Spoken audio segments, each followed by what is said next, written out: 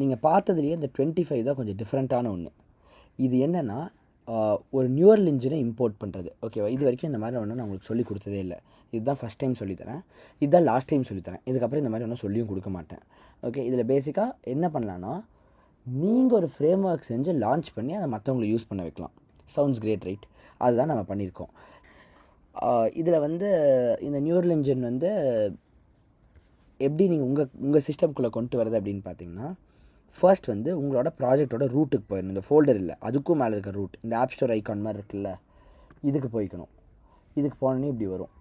இதில் நீங்கள் என்ன பண்ணணுன்னா, இதுக்குள்ளே போய்க்கணும். இதில் இங்கே கீழே தான் செலக்ட் ஆகிருக்கும், டார்கெட்ஸை செலக்ட் ஆகிருக்கும். அதுலேருந்து ப்ராஜெக்ட்ஸுக்கு போய்க்கணும். ப்ராஜெக்ட்டுக்கு போனே பேக்கேஜ் டிபெண்டன்சிஸ்ன்னு இருக்கும். இதில் போயிட்டு நீங்கள் ப்ளஸ் மாதிரி இருக்குது பார்த்தீங்களா, இந்த ப்ளஸ் கொடுத்திங்கன்னா ஆட் பண்ணிக்கலாம்.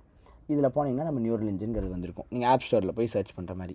அப்படி வரலன்னா இந்த லிங்க் இருக்குல்ல, இந்த லிங்க்கை வந்து இங்கே காப்பி பேஸ்ட் பண்ணிங்கனாவே வந்துடும். github.com/skynetb/neuralengine.git அப்படின்னு போட்டிங்கனாவே வந்துடும். இப்போ இதில் வந்து நீங்கள் இந்த ஆட் பேக்கேஜ் கொடுக்கணும். இந்த ஆட் பேக்கேஜ் கொடுத்தோன்னே நெட்லேருந்து டவுன்லோட் ஆக ஆரம்பிச்சிடும்.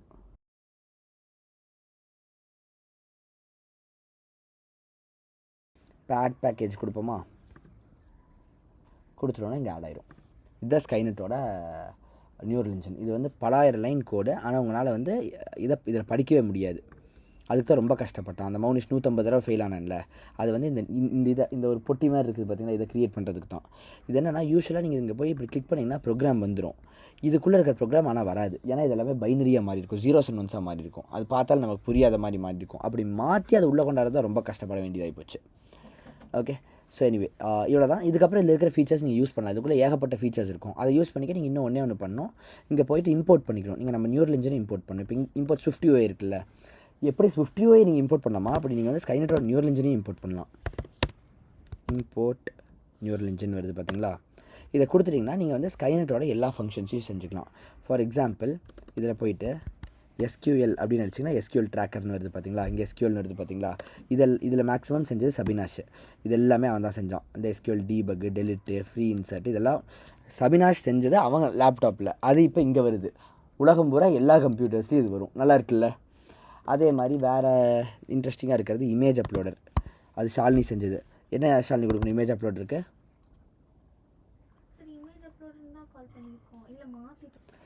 அது வந்து இப்போ இந்த இதை வந்து டாட் கொடுத்து நீங்கள் லிக்விட் கிளாஸ் கொடுத்துக்கலாம். இங்கே லிக்விட் கிளாஸ்ன்னு கொடுத்தீங்கன்னா ஆப்பிளோட ஒரு புது ஃபீச்சரு.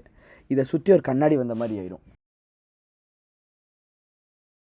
சரி, வேறு ஏதாவது இன்ட்ரெஸ்டிங்காக பார்க்குற மாதிரி? அது எங்கள் ஜெட்ஸ்டாக்கில் தானே கொடுக்கணும்.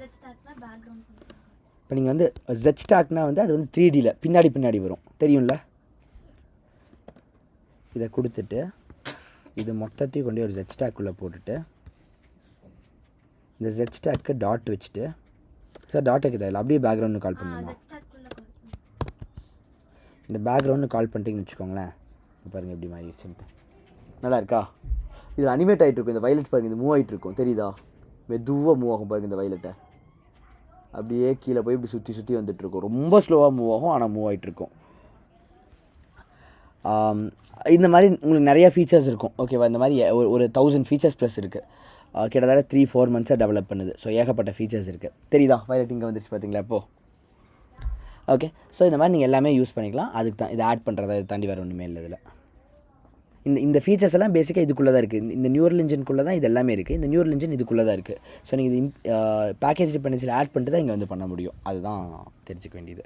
நீங்களும் இந்த மாதிரிலாம் லான்ச் பண்ணிங்கன்னா இதில் நீங்கள் பணமெல்லாம் சார்ஜ் பண்ணால் நிறையா சம்பாதிக்கலாம்.